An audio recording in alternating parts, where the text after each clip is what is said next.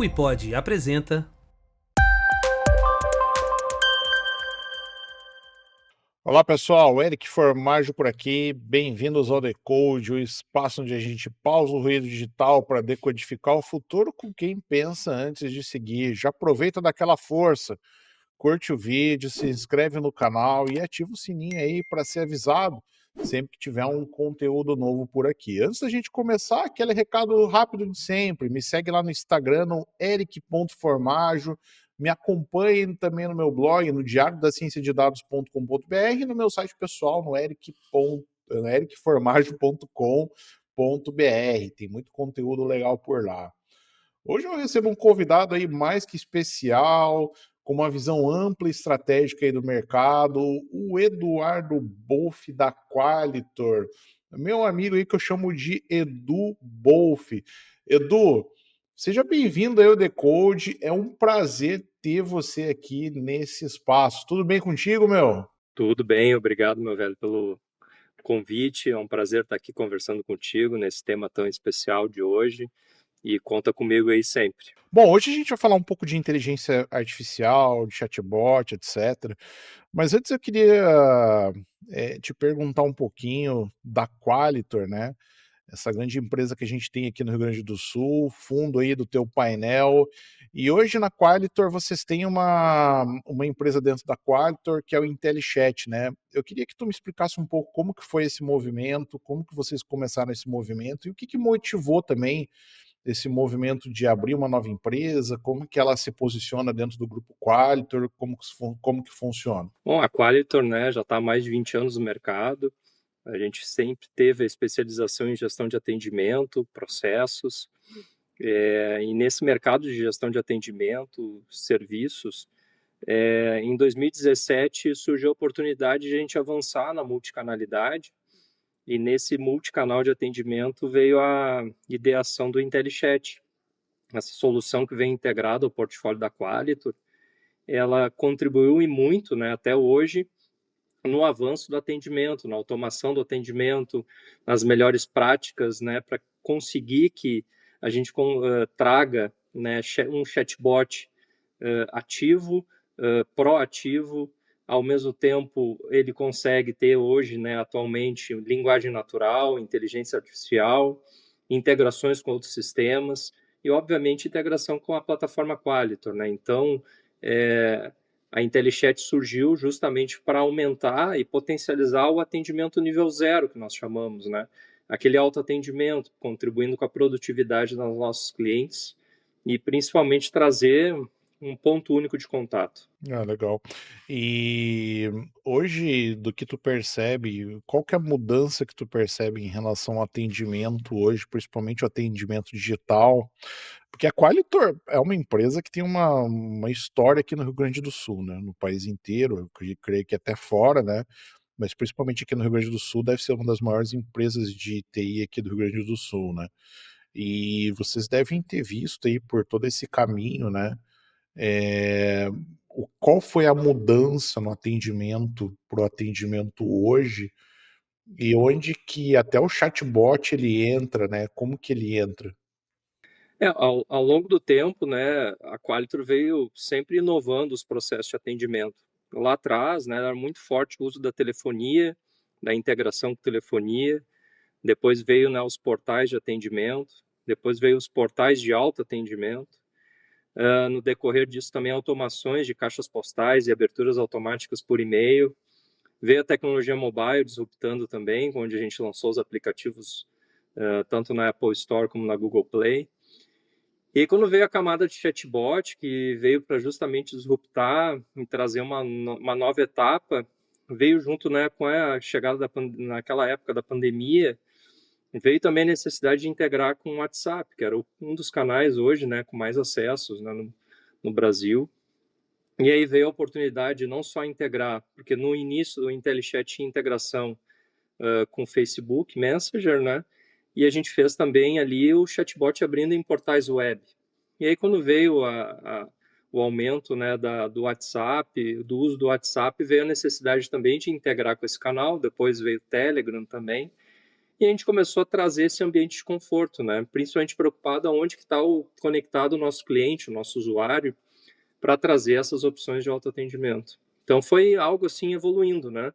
Com a chegada da IA, antes da IA ainda a gente já processava inteligência, né, com linguagem natural, utilizando a integração com Watson, com Luiz da Microsoft e WitchEye da Facebook, também já era uma iniciativa, né, de tratamento por linguagem natural.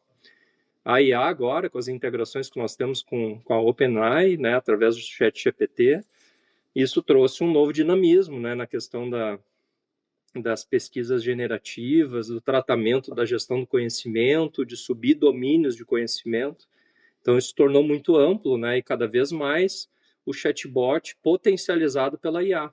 Então, hoje tu tem chatbot, pode ter soluções de chatbot com IA ou uma IA conversacional, e ainda tem aí a novidade ainda aí que é os assistentes, né, de IA, os assistentes virtuais, agentes virtuais, agentics. Então isso tudo tem uma combinação hoje muito interessante. Eu vi um estudo recentemente, onde nesse estudo eles falavam muito sobre o potencial, né, principalmente para os assistentes virtuais, né, tanto que hoje a gente tem assistente virtual para tudo, né, por exemplo, o cara ele trabalha numa determinada área, tem um assistente pessoal, e nisso os assistentes virtuais também, né, por exemplo, quando eu falo de assistente virtual, né, o próprio chatbot, é o cara que ele entra lá num determinado site, ao entrar nesse site ele tem um atendimento ali que já faz com que já elimina aquelas primeiras etapas do atendimento, né, que daí eu acho que é muito o caso hoje do IntelliChat, né, nessa Sim, empresa da Qualitor, né. sim. Eh, no caso desse tipo de atendimento, eu vejo que cada vez mais esses bots eles estão se sofisticando. Teve um atendimento que eu fiz não, eu entrei como cliente no site de uma empresa, e tem aquele momento, né, pô, dá o seu nome, CPF, e-mail, essas coisas assim, e chegou um momento que eu achei que eu já estava conversando com um ser humano. Hum, Ou seja, que aquele chatbot ele passou no teste de Turing, né. sim. Só que num dado momento ele falou: "Tá, ok, então agora eu vou passar você para um atendente humano". Eu falei: "Mas eu já não estava, né, conversando com um atendente humano". Isso me fez começar a refletir sobre muitas dessas coisas que nós estamos fazendo uma reflexão nos dias de hoje, né, sobre a interação humana, o quanto vai ser necessário, etcétera. Tu acredita que vai chegar um momento que esses assistentes e os próprios chatbots que fazem esses primeiros atendimentos, vai chegar um momento que eles vão estar tão evoluídos que o ser humano, ele praticamente ele não vai mais ser necessário naquele ambiente? Olha, é uma pergunta de difícil resposta, né, nos dias Aqui de hoje. no Rio Grande do Sul a gente fala que é uma pergunta pega ratão, né. Tem que ter cuidado, né, porque mas assim, fazendo um paralelo primeiro, assim, desde o primeiro momento do lançamento do IntelliChat no mercado, a gente sempre teve a preocupação de ter a opção do atendimento humano. Tá? Acho que isso é um primeiro ponto de destaque, assim. Toda vez que uma conversa ela não seguia um caminho feliz, ou o cliente não estava satisfeito com as respostas que estavam sendo dadas, tanto por pesquisas, trazendo conteúdos de conhecimento, regras pré-definidas, a gente sempre dava a opção de falar com um atendente humano. Então, isso já sempre foi uma premissa nossa. Com a chegada, obviamente, agora da IA generativa, ela está aprendendo hoje, né, cada vez mais, ela tem uma linguagem natural muito mais aprimorada, que muitas vezes confunde com atendimento humano. Mas eu ainda acredito que o humano precisa fazer a curadoria, até por questão de governança, alinhar os valores da empresa, alinhar os produtos e serviços oferecidos. Essa curadoria, eu acredito desde o início que quando começou as questões do chatbot, a importância da curadoria, a importância de saber até onde foi o limite do atendimento e onde ele não resolveu e foi para o atendimento humano. E muitas vezes o atendimento humano pode voltar para o atendimento virtual novamente, né, digital. Então essa combinação eu acredito que ainda deve seguir e é importante que siga. até porque essa curadoria daqui para frente de domínios de conhecimento, de tu fazer com que ele cada vez tenha o tom de voz adequado da tua marca, ele está aprendendo muito rápido, sim. Quando tu sobe todos esses domínios, ele começa a ter um aprimoramento muito interessante, mas eu ainda acredito que tem que ter auditoria, tem que ter acompanhamento, uma certa fiscalização em relação às respostas, pesquisa de satisfação atrelada, tudo para que se consiga e sempre a opção do atendimento humano, sabe? Eu acho que ainda tem dar ao cliente a opção. Lá atrás a gente passou muito por isso quando tinha o um atendimento pela URA, não sei se vai te lembrar, Eric, era comum, né? Chegava uma hora que tu ficava confuso dentro daquela Sim. URA e opção 1, Entrava opção 2, num loop opção infinito. 15 e parecia que tu não e tu só queria uma opção que era falar com o humano, né? Falar com o atendente. Tanto que Só depois queria veio falar com alguém. tanto que veio regulamentações depois que tem que ter, né, um canal direto também. Eu acredito muito nisso, assim, que obviamente os chatbots, os assistentes virtuais dão essa liberdade 24/7 de operação, né? Nem sempre em alguns horários vai estar disponível um atendente humano, dependendo da criticidade do produto e serviço, enfim, daí vai depender da disponibilidade do serviço em questão. Mas é importante que tenha. Então eu acredito ainda que, por mais que evolua e muito, e vai evoluir ainda mais, eu ainda acredito que tem que ter um trabalho de curadoria. Essa pergunta ela está muito relacionada, né, Edu, ao que eu vejo também como o futuro das profissões, né? É uma coisa que eu tenho conversado bastante aqui no podcast. Eu estava lendo um livro recentemente que se chama A Queda dos Gigantes, que é um livro que o autor ele é o mesmo autor daquele livro, acho que Empresas Feitas para Vencer, um negócio assim, só que daí ele resolveu fazer um livro sobre as empresas que faliram. E aí ele fez todo um estudo sobre o que estava acontecendo no mercado dessas empresas, quais foram as ações dessas empresas, né, que levaram à queda, né, à falência, etc. E ele elenca lá 5 pontos importantes dentro dessa trajetória, que seria essa trajetória de morte da empresa ou de um determinado mercado. E um terceiro ponto, né, ele coloca um primeiro, um segundo, terceiro ponto que talvez seja o auge daquilo que sejam as pistas, né, o que está acontecendo, às vezes as empresas e os mercados eles não assumirem que alguma coisa está acontecendo, né? Hoje eu vejo que em muitos cenários a gente às vezes fica até meio com receio, né? Eu estava com um convidado aqui outro dia, eu vi esse receio de falar, pô, mas eu acho que vai haver uma substituição, não. Eu tenho esse receio também, porque primeiro que é impossível saber o que vai acontecer amanhã, mas quando a gente começa a falar da tal da inteligência artificial geral, né, que seria aquela inteligência artificial que ela vai agir como um ser humano, a gente já vê algumas possibilidades, né? Vamos pensar, eu conheci o IntelliChat, tive a felicidade, né, de conhecer o IntelliChat na sua, acho que no seu primeiro ano ali, né? Sim, Eu lembro que na época a gente fez um trabalho em conjunto, um projeto em conjunto, eu tinha uma empresa WIP, né? verdade. Aí por intermédio aí do nosso amigo Donald, né? Então um grande abraço pro Donald aí se ele estiver assistindo. Outro A grande. gente fez um trabalho junto. E eu lembro que naquela época o próprio IntelliChat ele era meio que construído numa base de uma sequência, né? Ah, se acontecer tal coisa, vai ter tal resposta, depois vai acontecer tal coisa. Hoje a gente já está falando de uma ferramenta que já tem uma IA, né? Já pode colocar um conhecimento. Eu vi ali alguns trabalhos que vocês fizeram, né? De colocar bibliotecas de conhecimento, outras coisas ali que podem agilizar e até melhorar o atendimento. Daqui a pouco a gente vai ter aí uma inteligência artificial geral, né? Que o cara ele vai poder ligar a API do ChatGPT, do DeepSeek, de qualquer outra inteligência, né? E começar a usar esse assistente aí para outras coisas também, né? Que não só para atendimento, né? Isso é uma coisa que eu penso muito, porque é que nem eu falo, até no marketing digital, até na minha área, Eu acho que não é que não vão existir profissionais fazendo isso, é que nem o atendimento. Eu acho que não é que não vão existir profissionais fazendo atendimento, mas que não vai ter emprego para todo mundo. Sabe alguma coisa nesse sentido? Tu é da mesma, tu deve ter, a gente deve ter aí mais ou menos a mesma idade, né? A gente já deve ter visto muita coisa dentro da tecnologia. Com E eu não certeza. sei se tu lembra que tem várias empresas, né? Há uns 10 anos atrás, tinham aquelas empresas que elas eram focadas só em call center. Existem ainda, né? Sim, Algumas dessas existe. empresas. Essas empresas, se tu parar para pensar com a tecnologia, elas diminuíram pela metade.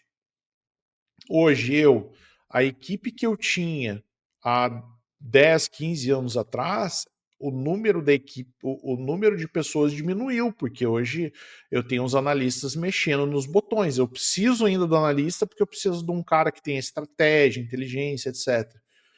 Mas essa é uma coisa que me pega muito. Às vezes eu fico pensando nisso, eu não tenho uma resposta. Mas depois que eu li esse livro, eu fico pensando assim: será que a gente está deixando de identificar os sinais? Porque a todo momento eu vejo no LinkedIn todo mundo falando, porque não é sobre IA, é sobre seres humanos. Só que quando o negócio ele aperta o bolso, né, o empresário ele vai olhar para o que é mais eficiente para ele. Terminando essa introdução, eu tenho uma outra pergunta nesse sentido, que tu entende que a IA, ela hoje ela tem um papel estratégico nas decisões das empresas e como que vocês olham para a IA e pensam, não, o papel estratégico da IA para nós, para a Qualitor, para o IntelliChat, vai nesse sentido? É uma excelente pergunta, Eric, porque assim, até estou com uma pesquisa aqui na outra tela para contribuir com essa questão. É uma pesquisa do Gartner que perguntou assim, quais são os tipos de valor de negócios com a aplicação da IA generativa.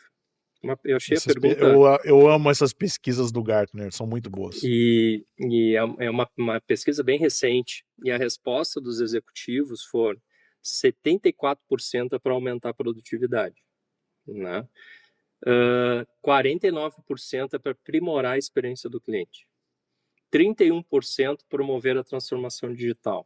24% para melhorar a experiência dos funcionários. Tem muito a ver com os agentics, copilotos, acho que isso também é uma pauta bem interessante aí, que também está crescendo bastante. Promover inovação, 18%, eu acho que está muito a ver também com a questão da transformação. E reduzir custo, 18%. Aumentar a agilidade de negócio acompanha muito próximo, 17%. Tudo isso, o que vem a contribuir? Quando a gente fala aumento de produtividade, é natural, lá atrás citou o call center, e eu me lembro muito bem nessa época, eu também trabalhei na área de call center, a gente usava a calculadora de Erlang C para fazer cálculo de tráfego de equipe de call center. Imagina com grandes volumes de ligação, tu tinha que calcular tempo médio de atendimento, fila de espera, pós-log, pausa, equipes com jornadas diferentes, ou seja, era bastante complexo fazer isso. Com a chegada daí da multicanalidade, isso se tornou mais difícil ainda. Só que ao mesmo tempo aumentou a produtividade, porque todo mundo buscou também atendimento que eu chamo de nível zero, de alto atendimento. E agora, com o potencial da IA generativa, da IA em si, isso vai ficar ainda mais complexo de calcular. Porque tu tem que estabelecer qual é o teu tipo de cliente, tipo de dúvida, tipo de requisição, e começar a dividir as cargas por quais canais vão ser mais eficazes, né, na hora de promover. Obviamente, requisições de serviço vão passar muitas vezes por formulários inteligentes que processam, encaminham para fluxos de aprovação, como é hoje dentro da Qualitor, né, toda a nossa parte de workflow. Tem dúvidas, reclamações, pedidos, coisas que podem ser tratadas muito com o uso da IA para tentar matar em primeiro nível de atendimento isso. Tem, tem aquela parte de regramento normal, chatbot com regras, que daí precisa primeiro qualificar, ou com a IA generativa já fazendo, entendendo a intenção, e a partir da intenção promover um assistente. Então, acho que vem muito nisso, sabe? A transformação, falando no caso, do nosso caso da Qualitor com inteligência de processos, que é o tema 2025 que a gente está trazendo, tem muitas etapas dentro de um processo de atendimento que a gente pode promover melhoria. E quando a gente olha o calor dessas etapas, Muitas vezes pode ser que tu ainda invista em integrações, em RPAs, que são os robôs, né, de automação, e em IA. Então, dependendo do caso de uso e da forma como está naquele momento, ou um copiloto, aí tu começa a ver que o gargalo está numa célula que ainda trabalha num tipo de atendimento, numa esteira financeira, que daqui a pouco colocar um copiloto ali acelera, ou daqui a pouco uma RPA que já puxa junto com uma integração. Então, hoje, está muito amplo isso, mas o foco é aumentar a produtividade, né, em escala. Então, fazendo um gancho desde a abertura, que hoje mudou muito, desde a abertura da solicitação, o processamento e depois a saída, que aí depois na saída tu vai ter diversas formas de ver se tu realmente conseguiu aprimorar essa produtividade e conseguiu trazer uma redução de custo na ponta, né?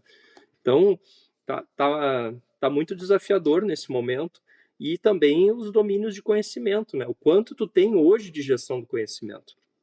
Esse é um tema, Eric, que eu acho também bem importante citar, porque a qualidade do conhecimento é fundamental para o sucesso de um chatbot com IA. E hoje, quando a gente fala desse domínio de conhecimento, o Qualitor, por exemplo, a gente criou uma função para que ele extraia as informações do campo solução e causa, para que a gente consiga depois levar para a IA generativa de uma maneira melhor e mais rápida. Como que funciona essa questão do domínio de conhecimento? Isso seria, no caso, como o usuário, ele vai alimentar o chatbot, isso é um setup inicial ou o chatbot ele vai aprendendo com o tempo? São todas as formas, né? Quando tu começa um projeto, é importante que tu levante o máximo possível de informação textual da tua base de conhecimento, para que tu já comece, né, com o chatbot respondendo as principais dúvidas, solicitações, para que ele aprenda a partir disso. Claro que tu calibra o coeficiente de assertividade e dá a opção a todo momento atendimento humano, caso ele não consiga, né, para que tu consiga auditar. Esse domínio de conhecimento, normalmente ele é específico, né, então por área, por segmento, a gente vem fazendo muito isso. É possível se o cliente não tem uma boa base de conhecimento, essa opção de extrair as informações de atendimentos já realizados para que a gente consiga aproveitar o histórico disso e poder trazer para o chatbot um histórico. É basicamente dar a transcrição de atendimento para ele ler. Exatamente. Mas uma transcrição limpa, né? Porque se tu pega uma transcrição completa de um chamado, de um ticket, é Claro. comum ter trocas de e-mails, perguntas aleatórias, históricos, trocas internas entre os times.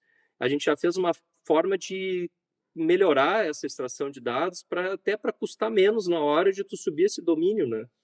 Porque custa também subir domínio de conhecimento específico, e é fundamental que suba os domínios de conhecimento específico, até para ficar dentro da organização esse conteúdo e não ficar de maneira pública, né, essa informação. Então, é importante que seja feita uma curadoria desse conhecimento também. Então, e depois é possível auditar e acompanhar, e nessa curadoria do chatbot, ver o que ele ainda não está conseguindo responder para criar novos conteúdos. Então, nas três fases: na fase de setup, durante o processo de atendimento e depois. Legal. Edu, eu vejo uma corrida grande das empresas, e eu acho que aqui no Brasil a gente está muito numa etapa inicial disso. Das empresas elas organizarem sua inteligência artificial. E quando eu falo organizar sua inteligência artificial, não é que eles vão desenvolver uma IA.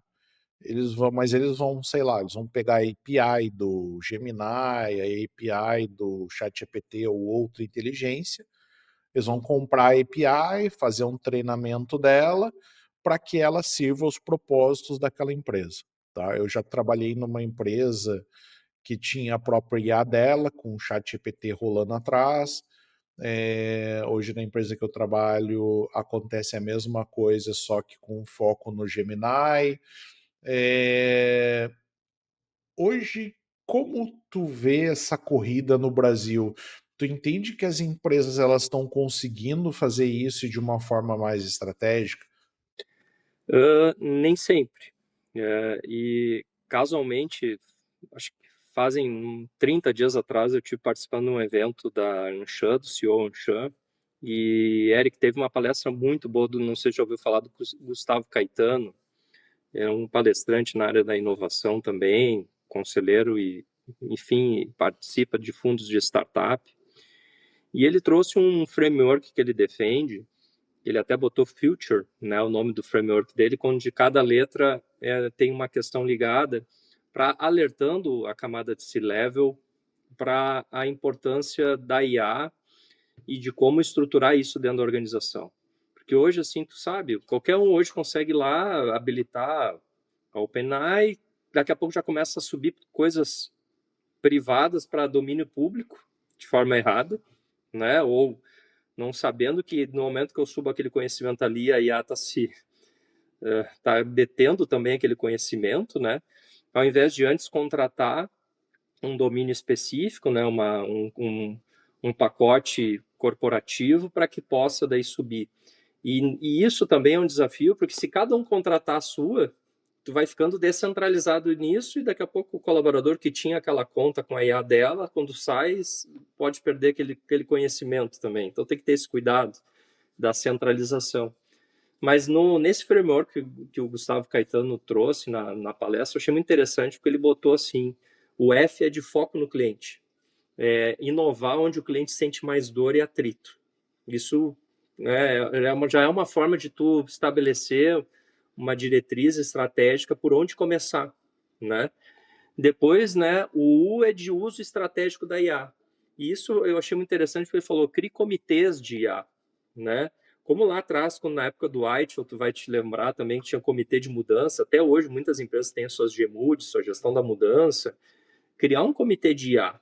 Toda IA nova, antes de entrar, passar por um comitê de aprovação, entender o que aquela IA vai fazer, qual é o propósito dela, para justamente tu mapear os processos repetitivos e de atrito, que ainda é a prioridade do primeiro item do framework, né? O T é de testar, errar e aprender.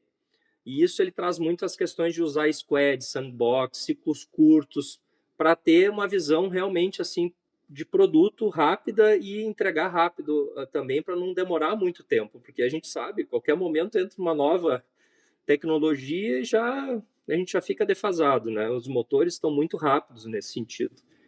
O U é de unir dados de pessoas e tecnologia, regra, né? O tempo inteiro tentando aprender, perguntar para justamente trazer isso mais forte. Trazer repertório, reinventar habilidades. E o último, né, de escalar com ética, né? Tecnologia sem consciência vira armadilha. Eu gostei dessa frase também. Né? Então, desse cuidado das diretrizes claras para usar a inteligência artificial. Então já o comitê já vai ajudar nisso também, né? De auditar, de garantir que está tendo uma curadoria importante, um acompanhamento e uma aprovação.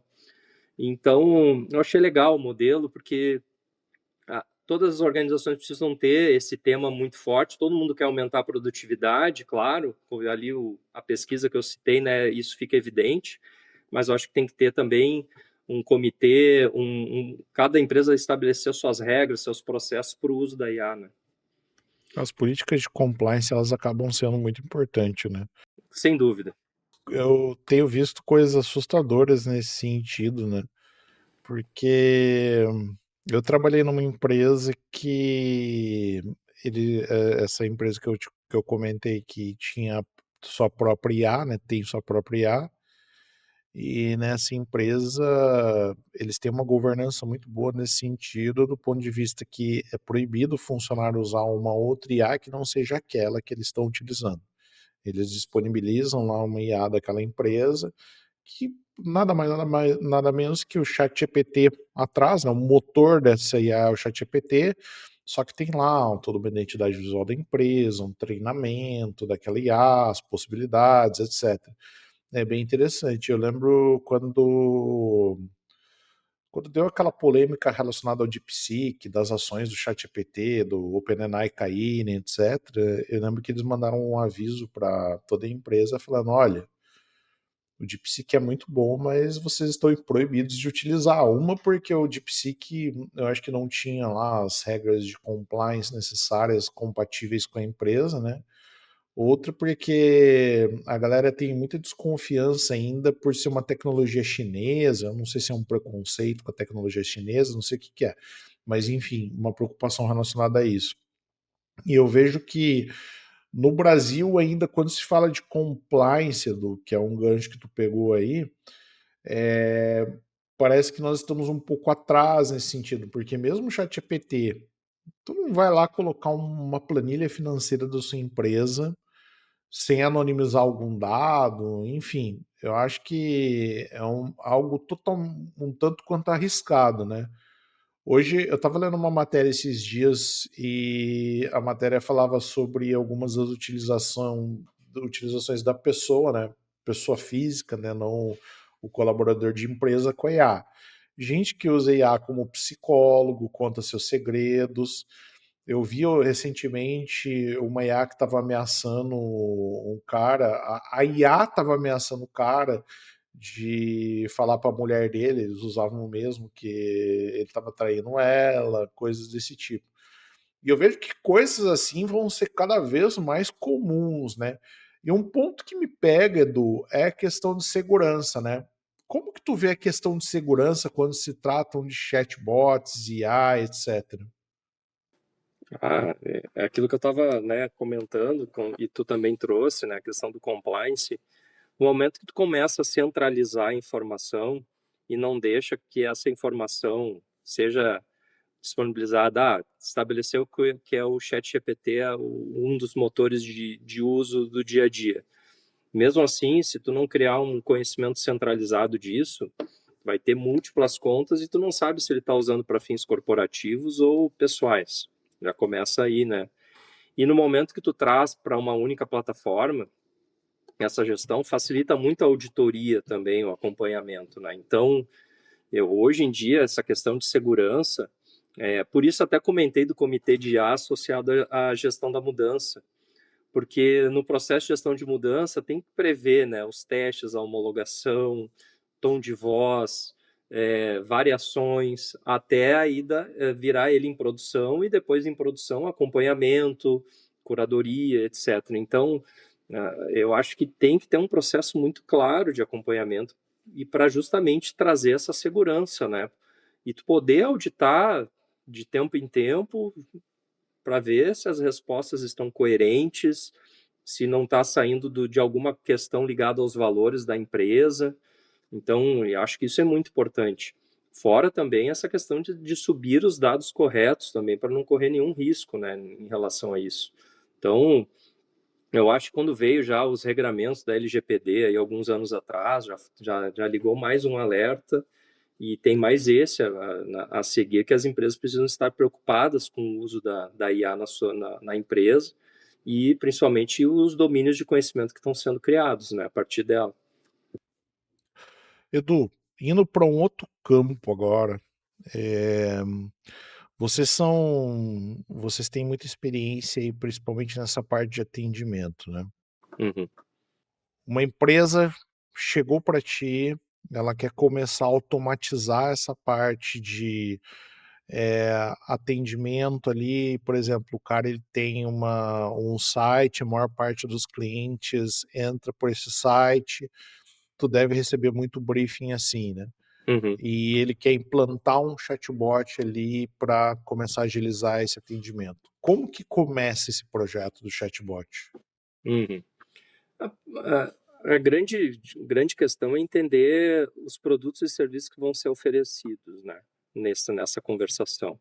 Porque dá para mesclar regras para entender, pode começar com um chatbot simples, onde tu tem lá opções para as áreas internas, assuntos financeiros, assuntos de contratação, assuntos com fornecedores, colaboradores, ex-colaboradores. Esses tempos a gente fez para um grande grupo empresarial da área da saúde um chatbot para atender ex-colaboradores, focado para assuntos, né, ligados a imposto de Departamento renda. pessoal. Exatamente. Então, assim, tem assuntos que são tratados, né, em relação a isso. Tem para Legal. colaboradores, e tem volumetria para isso, né? Dependendo da quantidade que tu tem, né? Tu tem um canal específico para atendimento. Então, tu Então, pode. nesse caso específico, é um case de um cliente que contratou o chatbot não para atendimento ao público, Não. mas para esses funcionários, né? Alguma coisa, um É, negócio são, bem são, específico. Olha que são três bacana. áreas, né? Nesse caso foram 3 projetos. Começou para fornecedores, colaboradores e agora ex-colaboradores. Que legal. Então, e aí são árvores diferentes, assuntos, claro que se complementam em alguns casos, e bem interessante para justamente ele tentar, principalmente assim, certidões, input de dados, fornecer dados de primeiro atendimento. Claro, tem uma etapa de validação para confirmar que aquela pessoa, né? E aí, claro, vai no banco de dados para olhar isso e confirmar. Mas assim, a gente é uma entrevista, né? Como mapear um processo de atendimento. É uma entrevista onde a gente tenta entender o propósito de ofertar aquele atendimento. Tem que ser algo também que não seja maçante, né? Daqui a pouco eu quero ofertar um mesmo serviço que está no meu portal, só que é um formulário gigantesco com mais de 20, 30 perguntas. Não vai funcionar, às vezes, num canal de atendimento de chatbot, né? Então, vai acabar ficando muito maçante. Então, a gente cuida muito, né, para que as árvores de decisão que estão sendo criadas, mesclando os domínios, os assistentes, né, que podem ser colocados durante o atendimento, sejam bem orquestrados, e inclusive essa questão que eu comentei no início, né, do atendimento humano também, em que momento passar para o atendimento humano, que integrações que ele pode consumir, porque é legal, quando está construindo uma árvore, é como se fosse uma árvore de conversação. E nessa árvore de conversação pode ter que ele vai ter que buscar dados de algum outro sistema e já trazer em tela, e às vezes aquela informação é suficiente, um extrato, um comprovante de pagamento, um input de nota fiscal, informações que naquele processo são importantes. Então, durante essa fase de entrevista, os nossos especialistas, né, os nossos consultores, eles entram em contato com o cliente e entrevistam o cliente, mapeiam o processo. E daquele processo depois, daquele atendimento ainda, ele pode derivar para um segundo nível, terceiro nível, aprovações, controle de prazos, satisfação, e aí entra muito forte o Qualitor, né? Daí com o workflow. Então, nasce no chatbot, pode se resolver no nível 0 do chatbot, pode cair para um atendimento nível 1 humano durante essa fase, e ainda depois pode ir para uma esteira de atendimento especialista que vai ter um workflow específico, com prazo, controles, informações adicionais que vão sendo computadas até o término e volta depois, né, a solução para o cliente final. Então, é bem completo, assim, pode ser. Desse caso específico, achei bem legal esse case, né? Que a empresa contratou o chatbot para atender esse funcionário. É lógico, tinham outras, mas uma das árvores é atendimento a esse funcionário, né? Provavelmente o cara que ele vai precisar ali pegar documento do imposto de renda, alguma certidão, alguma coisa assim. Nesse ponto, Edu, é, o que que tu sente que é a dor desse tipo de cliente? Porque o chatbot aí, ele é meio que a cereja do bolo, né? Mas ele tinha uma dor ali. Qual que era essa dor? Muitas vezes, assim, eu vou trazer esse case no todo, é muito interessante porque a gente atendeu em torno de 25 mil solicitações entre fornecedores, colaboradores e ex-colaboradores. A gente trouxe, só desse case, né, desses 3 chatbots integrados, né, a gente trouxe uma redução de custo de 39%. Né? Então, só promovendo, né, a automação inteligente, a disponibilidade 24/7, a experiência que a gente criou personalizada por perfil. E aí, claro que teve essa redução significativa de custo, porque era um alto volume de atendimento administrativo feito por humanos, né, feito por pessoas do setor administrativo, RH, suprimentos, e tinha uma sobrecarga ali. E por um atendimento que não agrega valor ao Ex negócio principal da empresa. exatamente. Então, ficou muito fácil de fazer um cálculo de ROI, né, entre um atendimento humano versus um atendimento automatizado, né? E, e aí, tu pega ex-colaboradores e tinha ali desde problemas com o FGTS, informe de rendimentos, 13º, declaração de vínculo, solicitação de consultas jurídicas. Para os colaboradores ativos, daí sim, daí é mais amplo, né? Medicina do trabalho, consultas financeiras, suporte, serviços de RH em geral. E para fornecedores, tu tem ali atendimento comercial, acompanhamento de chamados, processos e parcerias, um suporte técnico, um acompanhamento financeiro, documentações, que é normal no início de uma jornada de um novo fornecedor. Tudo isso alivia uma carga que gera nesse business case aqui que eu estou citando 39% de redução de custo no primeiro ano de projeto. Então, aquele aumento de produtividade é atrelado também à redução de custo, né? Então, e eu não tô, e esse foi um projeto ainda, Eric, que não tem uso de IA generativa. É chatbot com integrações. Chatbot na Regras, veia, nem precisa né? muita coisa, porque, por exemplo, o cara ele vai lá e às vezes acontece, né? Aconteceu comigo já. Pô, tu sai de uma empresa, tu precisa, tá chegando agora. Ah, março, abril, tu precisa declarar de imposto de renda, tu vai pedir lá os documentos, né, para você declarar imposto de renda. E geralmente, quando tu vai fazer isso, tu vai lá e fala com alguém de departamento pessoal daquela empresa ou RH, do tamanho da empresa. Ou, dependendo do tamanho da empresa, tu tem que falar com o dono, né? Eu imagino, se for a empresa que eu estou imaginando, é uma empresa muito grande aqui do Sul, né, essa que tu está falando, eu imagino a quantidade de pessoas, né, entre fornecedores e os funcionários, ou o funcionário que está entrando, tem que enviar documentação. Ou seja, tu diminui a equipe de departamento pessoal, ou tu não precisa aumentar, né, o que já é uma grande vantagem. Aí, Edu, eu entro naquela reflexão que eu fiz há alguns minutos atrás, que o atendimento ele vai continuar existindo um atendimento pelo ser humano, mas talvez em poucos anos a gente entre em uma crise de emprego. Porque eu não sei, essa é a reflexão que eu trago e eu não tenho uma resposta mágica para isso. Mas eu não sei se a gente vai ter emprego para todo mundo. Principalmente essas funções mais repetitivas, a máquina ela está substituindo. Tu mora em Porto Alegre, tu sabe. Vamos pegar um exemplo no Enem de inteligência artificial. A gente tinha a figura do cobrador de ônibus, né? Aquela persona simpática que ficava lá recebendo as pessoas, não sei o quê. Hoje tu entra num ônibus transporte público em Porto Alegre, é tudo cartãozinho, né? A gente tem aqui o TRI, né? Tudo cartãozinho. Eu não sei se eles eliminaram, mas pelo que eu vejo a maioria dos ônibus, eu vejo que alguns têm cobrador, outros não. Né? Ou seja, a princípio parece que eles não estão contratando mais. A parte do atendimento é a mesma coisa. Né? Se antes você precisava de 10 pessoas atendendo toda essa galera aí que está entrando lá no departamento pessoal, hoje tu não precisa de todo esse número. Tu tem um chatbot lá que está resolvendo boa parte dessa situação, não é? Ah, sem dúvida.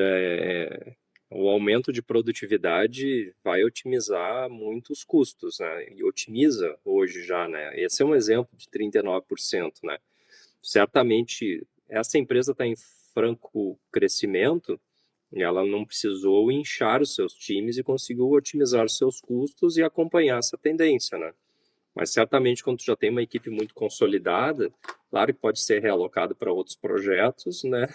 Ou, né, ter uma otimização também no custo, né? No momento que tu coloca a, atendimentos inteligentes, né, soluções inteligentes de automação que tragam autoatendimento. Então, já desde a época da URA, se for lembrar, já tinha esse objetivo. Tem URAs que, né, até hoje tinham autorresolução. Tu pediam, antigamente tu ligava para o banco, tu caía para o atendente para conseguir teu extrato, exemplo. Depois, logo depois não veio lá tu consultar teu extrato, tudo mais. Já eliminou uma penca de ligações ali que ia para o atendimento humano, já otimizou. Nas áreas administrativas é muito comum isso. A Qualitor ela tem uma experiência de mais de 15 anos em implementações de workflows para as áreas de shared services, né, que são os centros de serviço compartilhado, e é muito comum nos serviços corporativos ou nos centros de serviço compartilhado ter centralização de atendimento. Só a centralização também já reduz custo, muitas vezes, né, centralização de processos. Quando tu põe ainda automações inteligentes, isso potencializa ainda mais. E principalmente porque quando tu cria toda essa jornada de end-to-end, que a gente chama, assim, todo esse mapeamento, tu consegue ter uma visão clara de calor das tuas etapas. Então, tu sabe onde tu vai priorizar um ataque maior em automações inteligentes, em RPAs e outras questões, porque isso vai trazer, né, um benefício direto e tu vai reduzir custo, ou vai suportar um crescimento que tu já está prevendo. Então, é muito comum isso. E eu acho que a IA vai estar acelerando ainda mais isso. E realmente isso vai ter tem muitas profissões que vão estar realmente impactadas em relação a isso. Eu não tenho dúvida. Como exemplo, tu citou do ônibus, né? Eu tenho outro exemplo bacana que é o seguinte, eu recentemente fui fazer um exame aqui em Porto Alegre, eu entrei no laboratório, no respectivo laboratório que eu fui, e lá tinha um totem. E aí no totem você escolhe lá a opção, você é idoso, gestante, não sei o que, tal. Tu pega uma senha e espera um ser humano te chamar, uma pessoa que trabalha ali, um profissional que trabalha ali, para ver as demais coisas de convênio, se tu vai pagar e como vai ser. Em contrapartida, eu passei por uma situação em São Paulo, no foi no lançamento um dia antes do lançamento do meu livro.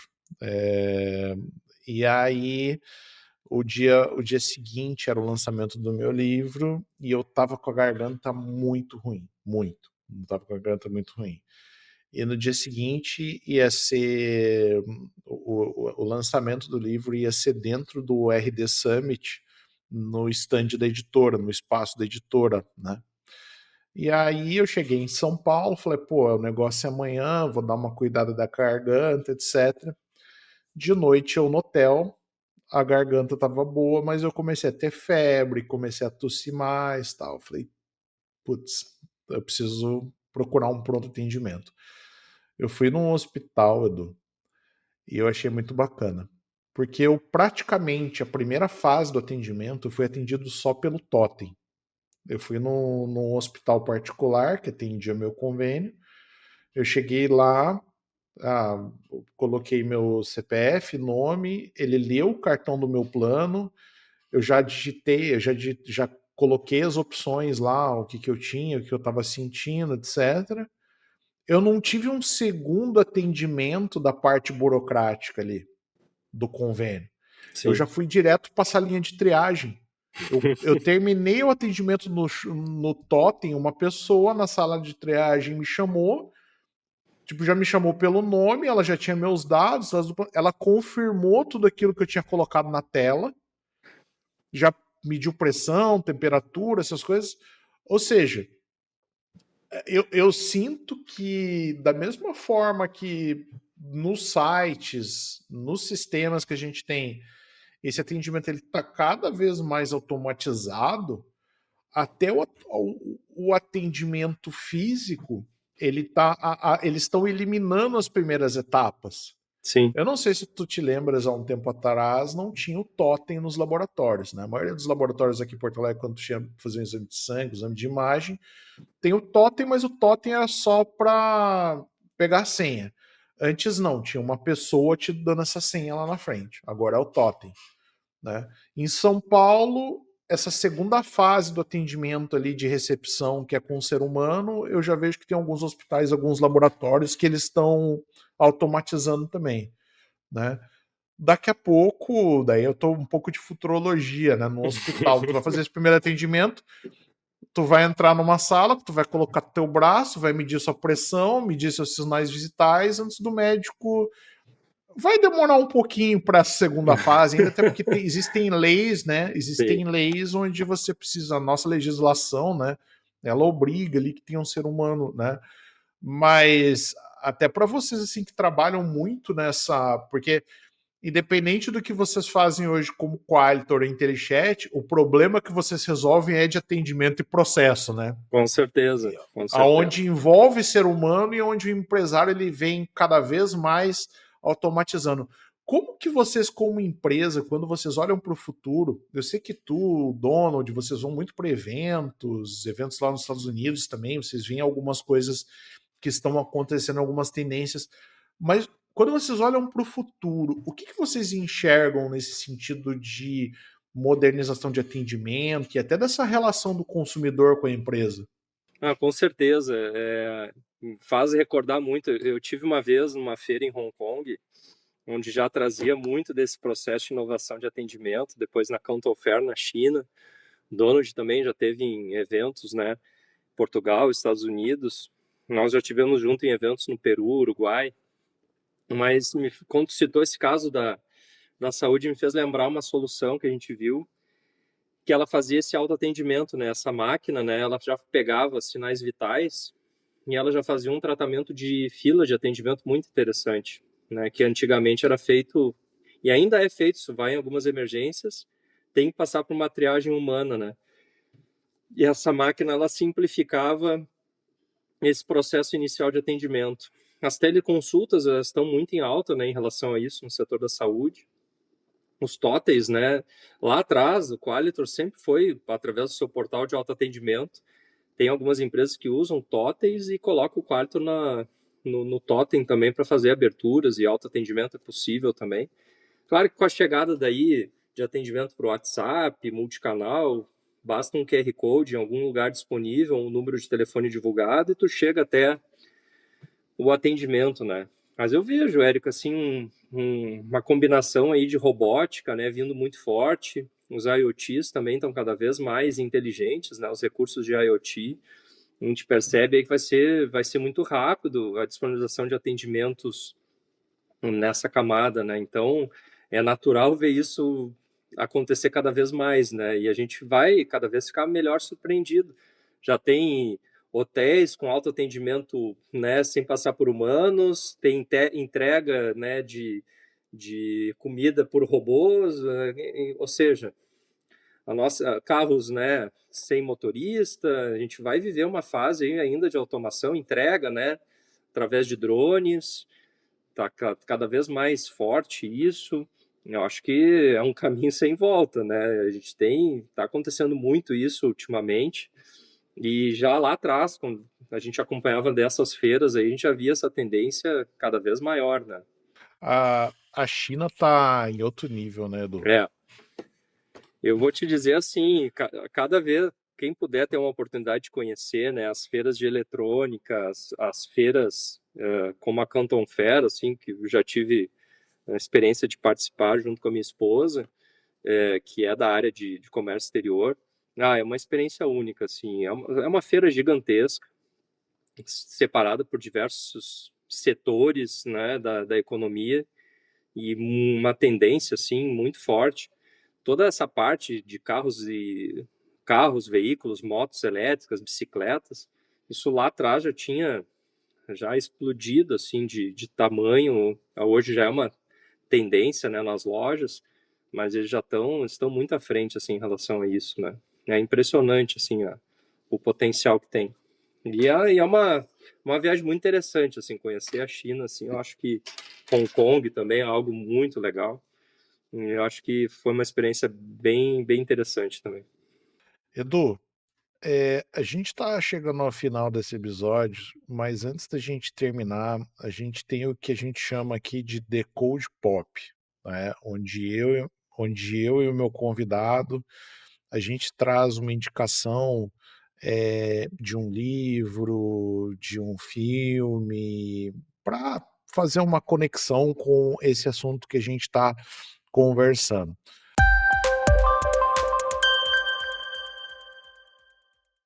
Eu gostaria que tu indicasse um livro, um filme sobre esse assunto que a gente tá conversando. Tu tem alguma indicação bacana? Hoje em dia, sim, tem desde livros técnicos, né? Mas tem livros hoje que estão tratando, né, indo além da IA, a IA para líderes, uh, IA generativa no modelo de aprendizagem. Eu acho que a gente tem aí um conjunto de literaturas, mas eu citei o Gustavo Caetano recentemente, né, no framework dele, e ele tem um livro muito interessante ali que é o Pense Simples, que eu acho que é algo que a gente tem que trabalhar na simplicidade, sabe? Não tentar criar o ótimo primeiro, começar pelo bom, pelo simples, pelo objetivo, que eu acho que a partir disso facilita bastante, né, essa questão. Então, um filme, assim, inspirador nesse sentido, se quiser contribuir com um, eu vou tentando me lembrar algum que eu tenha Eu vou essa... contribuir, eu vou indicar um filme então. Vamos lá. Como eu já sabia, né, que vinha o Decode Pop, eu sempre penso num filme antes, né? Daí eu É. acabo pegando o convidado de surpresa. Mas um filme que eu vou indicar, que eu gosto muito, e eu não sei se isso vai ser uma realidade um dia, mas eu acho muito interessante a temática, principalmente quando se trata de previsão. Quando começou a surgir essa ideia de ciência de dados em conexão com a IA, começaram a falar muito sobre análise preditiva, né, e tem um filme que é sobre isso, que é o Minority Report. Eu Ah, sim. até escrevi um artigo sobre esse filme no meu blog, no Diário da Ciência de Dados. E esse é um filme. Qual que é a ideia dele, né? Qual que é o core desse filme, né? É que eles previam crimes antes dos crimes acontecerem, só que eles prendiam as pessoas, ou seja, as pessoas elas eram presas por algo que não tinha acontecido ainda. Mera coincidência com algumas coisas que andam acontecendo no Brasil. Mas é um filme muito interessante porque tem muito essa questão da análise de dados, da previsão, etc. E mostra muito essa realidade utópica, né, do próprio ser humano de tentar prever alguma coisa com a utilização dos dados, da inteligência artificial. No caso do filme, eu não posso dar muito spoiler, não era tão tecnológico o esquema dos caras, mas é um filme que vale muito a pena ver.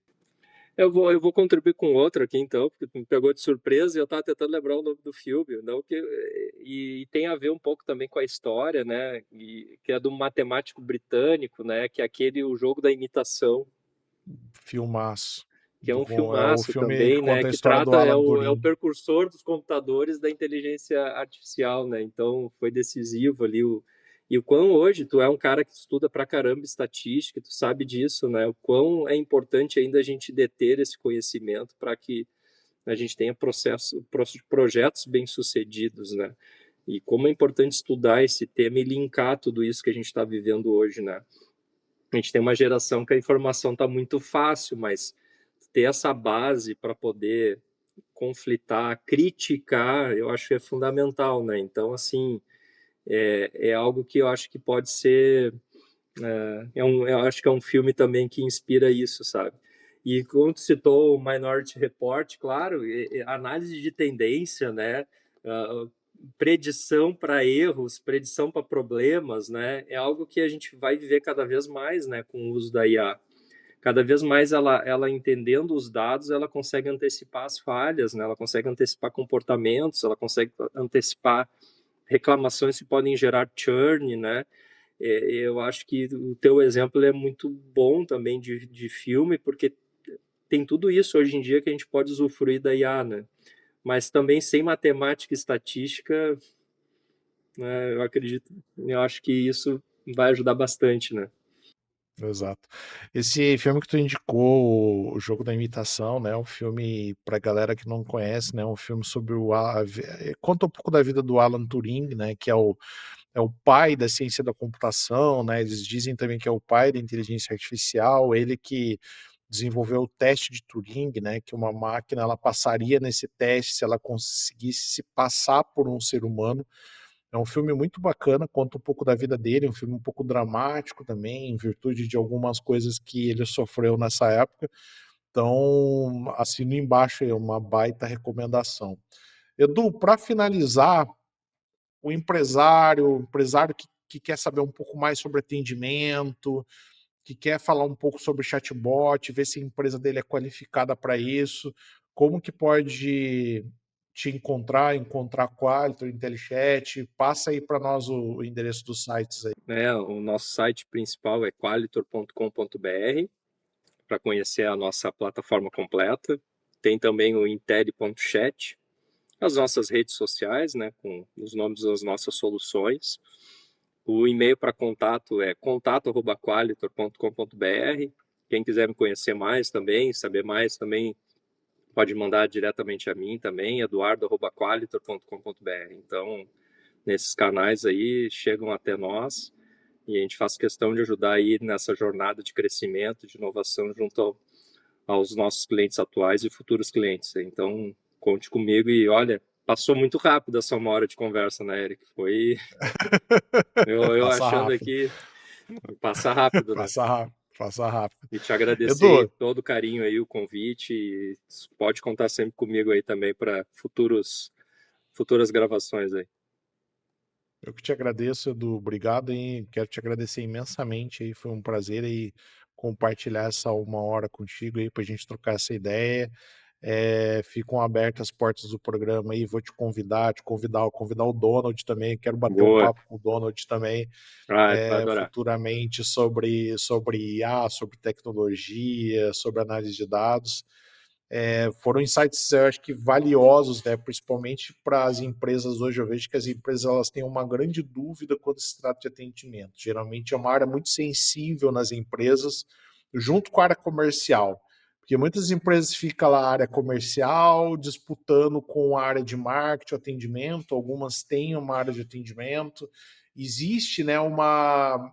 E eu vejo que, assim, principalmente essa parte de automatização de atendimento, acaba funcionando para vários setores, inclusive para o cliente interno, como tu comentou, né? Então, acho que foi bem interessante o nosso papo.